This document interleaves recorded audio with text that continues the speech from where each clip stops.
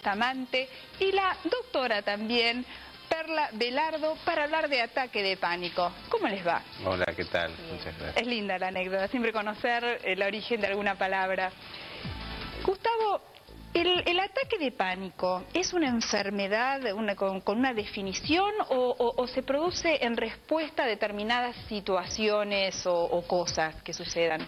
La crisis de pánico puede aparecer en forma vinculada a determinados estímulos, pero cuando aparece como trastorno de pánico es porque aparece en forma espontánea, donde no tiene una vinculación con ninguna situación, tiene la capacidad de ser recurrente, es decir, se repite y lo que genera es una descompensación global. ¿Por qué? Porque es una crisis paroxística que hace que la persona tenga los síntomas que hoy mencionabas, la taquicardia, el ahogo, el mareo, la sensación de descompostura, la sensación de despersonalización, desrealización.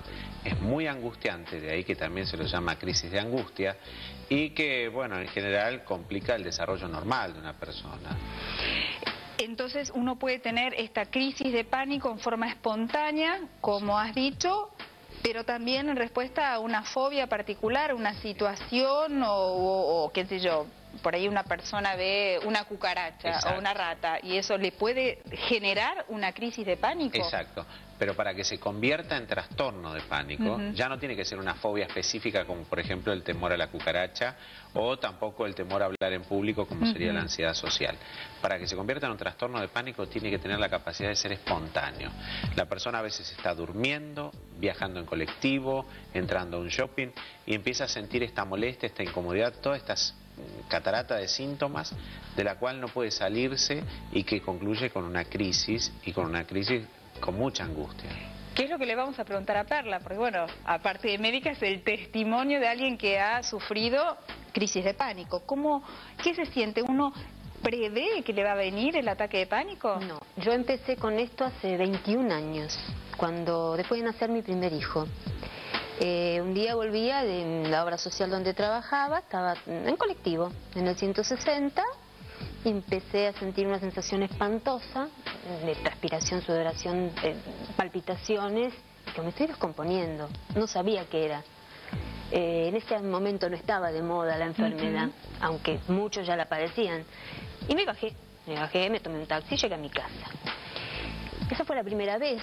Pasaron unos días, no pasaba nada. Volví a reiterarlos arriba del colectivo. Es como que después ya le empecé a echar la culpa al colectivo. A mí me agarra esto porque subo al colectivo. Pero después ya me daba en la calle.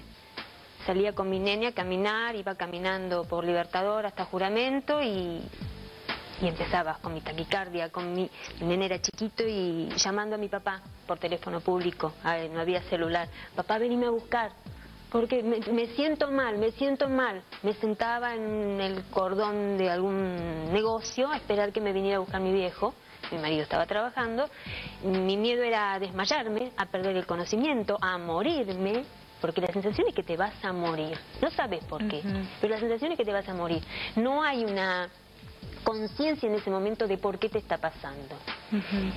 Y bueno, por supuesto, uno empieza ya después a ir, voy al médico, voy al clínico. Uno como médico tiene una facilidad de ir a 20.000 colegas y hacerse todos los estudios que querías y pasé por todos lados, neurólogos, clínicos, endocrinólogos, que la tiroides, que esto, que el otro, que potenciales evocados, que tomografía. Y nada me daba la solución. Es decir, lo que había empezado como una crisis, un susto, ya se había hecho como una rutina. Entonces yo tenía que salir y ya pedía compañía. Porque viene este miedo, ¿no? A qué es lo que me va a pasar. Y es, como refiere Perla, una de las primeras causas de consumo, de interconsultas, de médicos y de estudios clínicos. Porque ahora tal vez es más fácil diagnosticar una crisis de pánico porque la tenemos dentro de los diagnósticos diferenciales, pero hace 20 años tal vez esto no era tan sencillo. ¿Cómo nos damos cuenta entonces? En general se empieza a complicar con la agorafobia, que es este miedo a salir, a viajar, dejan de viajar en colectivo. Quizás ese es el síntoma más frecuente por el cual consultan. Ahí notan el verdadero cambio en el estilo de vida de la persona. Entonces eso hace de que empiecen a buscar las causales. Pero en otros casos puede ser que las crisis empiezan a manifestarse en forma espontánea, empiezan a manifestarse a veces en los lugares donde hay mucha gente, donde es difícil escapar. Entonces hay que tener en cuenta eso. Primer factor, las mujeres son más vulnerables que los hombres, Bien. casi 3-1. Segundo factor, el rango entre los 20 y los 40 años es donde frecuentemente ocurre mayor cantidad de crisis de pánico. Se calcula que el 5% de Latinoamérica y el Caribe puede sufrir crisis de pánico en algún momento de su vida. O sea, ¿Pueden ser espontáneos? ¿Puede ser que, o sea, digamos, que tenga un ataque de pánico y después nunca más me suceda? puede ser, y que no se repita, lo cual no desarrolla el trastorno de pánico. Bien.